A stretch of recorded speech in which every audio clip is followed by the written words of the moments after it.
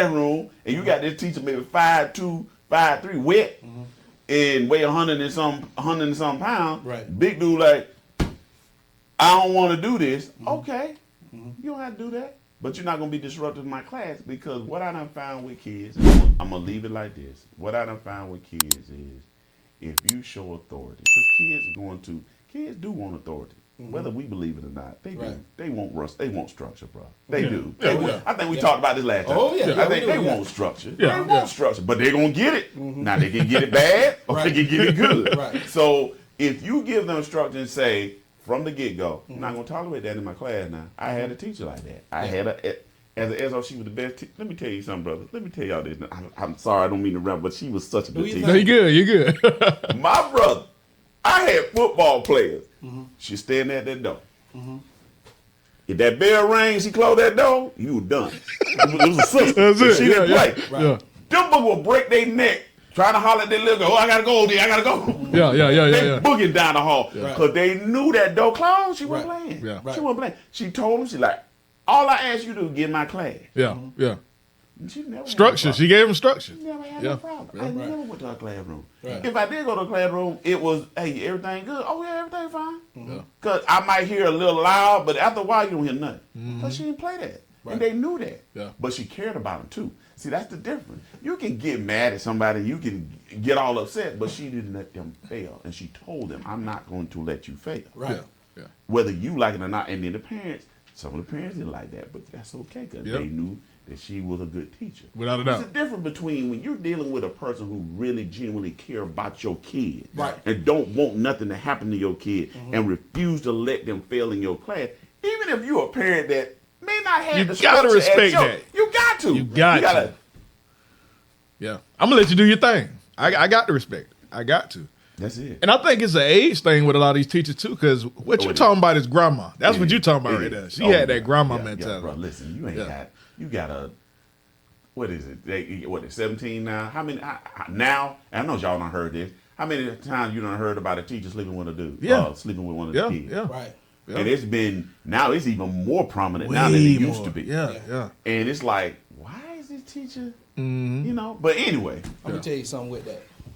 I could tell you, I can give you a good guess of the ethnicity. Of if a woman got caught sleeping with a student, or if a woman got caught sleeping with somebody in the jail. I can pretty much tell you, you understand what I'm saying? I can give a good guess about the ethnicity of that person. You know what I mean? Both times I started shaking my head. Yeah. You know what I mean? Yeah. But I tell you, we was talking about from a child or a student's perspective. Okay. But with all the pressure being put on these teachers, you know what I mean? From that perspective, as far as, hey, look, I just don't have the time to deal with, you know what I mean? What you got going on. I got a class to teach, and a lot of this is about performance and school grading and things like that, and standardized testing. So they have to get these kids to a certain point, and that sometimes affect their pay. It does. So from that perspective, could you kind of understand, like, some of these teachers, like, look, we just don't have the time to invest in this person, because they quick to get a child out of the school. Quick. And put them in a whole different program. Quick. Because it's like, hey, look here, I don't have time to deal with this. Whatever issues you got going on, there are other programs that we could put you into and things that we'll try before we get you up out of here. But you're on your way to going to a completely different school with people that know how to deal with that.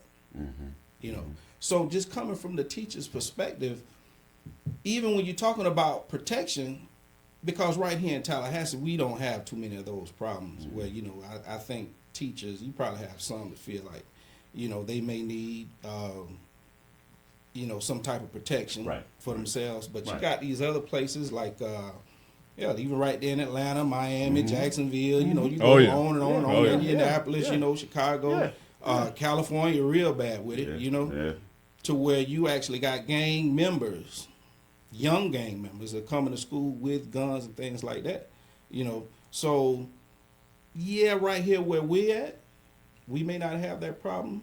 The problem's out there. Do I agree with it? Absolutely not. Right. You know what I mean? There's got to be some kind of other way to solve it. And another thing, no, we don't go up in school. We're not the ones shooting up the schools. That's not where we do our worst work. No. For some odd reason, we do our worst work in the community when everybody's trying to have a good time. When we don't put our good clothes on and we got cologne on. Don't understand. You know what I mean? And we out here trying to have a good time. That's where we do our worst work. Don't understand that, brother. You understand what I'm saying? Yes, sir. You hit it dead on the head. So it ain't. And help me understand this. Yes, sir. Some people don't want what happens in our community described as a mass situation. You know, they just don't want it described that way. I just don't get that. I mean, you understand what I'm saying? See, they say it's different when they do it, but to me it happens so much. A lot of it don't even get reported or heard about, but it's still a mass situation. But my brother, it goes back.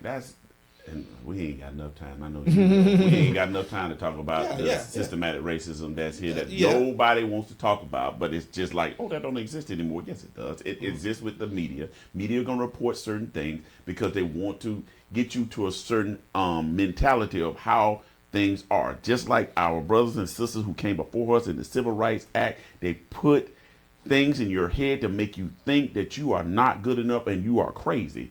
Then you are not crazy. You are not that way. But because of how people are portrayed, that goes back all the way back around to what you were saying about the teachers, of how they look at young black boys.